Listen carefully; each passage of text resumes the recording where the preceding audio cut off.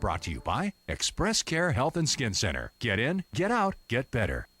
Welcome back. If you're just joining us, we are talking about burns, and like Doc said, the best way is prevention and awareness. Now let's get to some of our viewer questions on this topic. Cecilia from Barragata writes, can you, using ice to treat a burn, actually do more damage to my skin?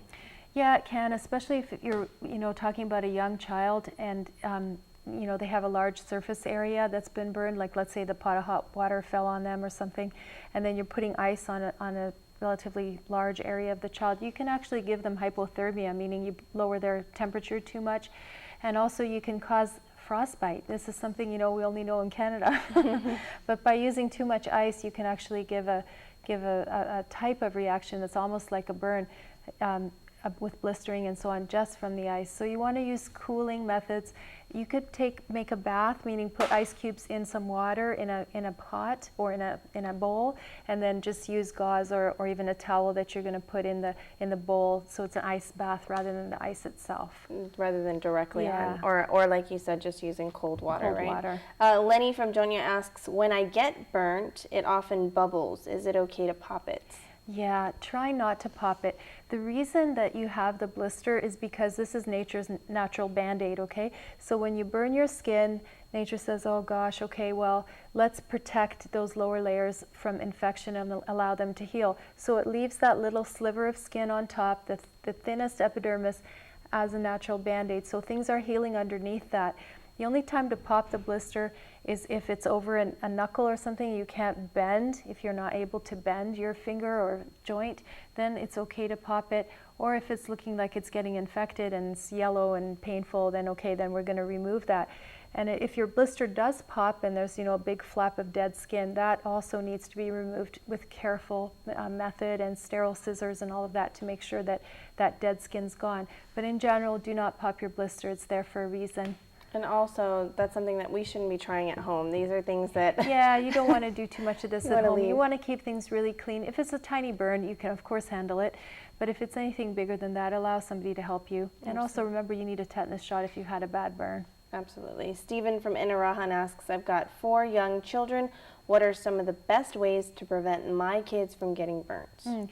Well, sit down and talk to them first and show them, okay, here's a candle and here's what happens when you put your hand close to it. It starts to hurt.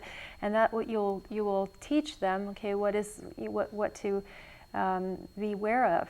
Because if kids don't know, then they're not going to be careful. And I would keep them away from the stove, especially don't be standing on a chair stirring a pot. That's really always one of the worst ways things can happen. Get your smoke detector and change the batteries in it, make sure that it's working. And another thing would be just being careful with car seats, vinyl seats and so on. They can get really, really super hot. And I guess the last thing would be sunburns, shielding your children from the sun. That's best done with clothing and avoidance of the sun for long periods of time, especially in the middle of the day. Sunscreen is also helpful. Okay, Patty from Agate asks, what is the best way to treat a sunburn and how do I deal with peeling? Okay, you know what? If you get a really bad sunburn, it's incredibly painful. You can actually be seen and be given prednisone, which is a steroid, which will turn that around, and you can actually prevent all of that peeling and redness and horrible 2-week adventure.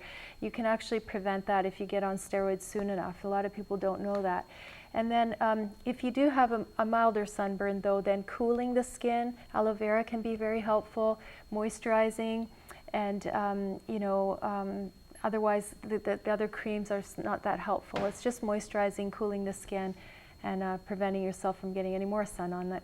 And kind of tied into that, Veronica from Jigo asks, what SPF is the best to use to prevent getting sunburn? So on Guam, we should use an SPF at least 30 and reapply every couple of hours. When you choose sunscreen, there's a new labeling system now. It should say SPF 30 or higher, and it should also say broad spectrum because that prevents the UVA rays.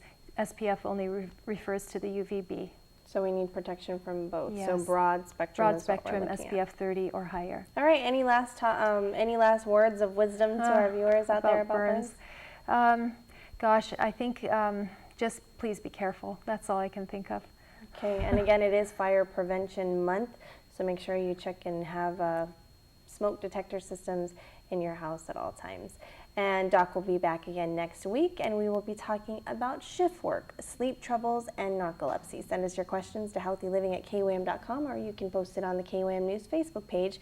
There is still more healthy living still to come. We're talking about the Koku Road Race when we return.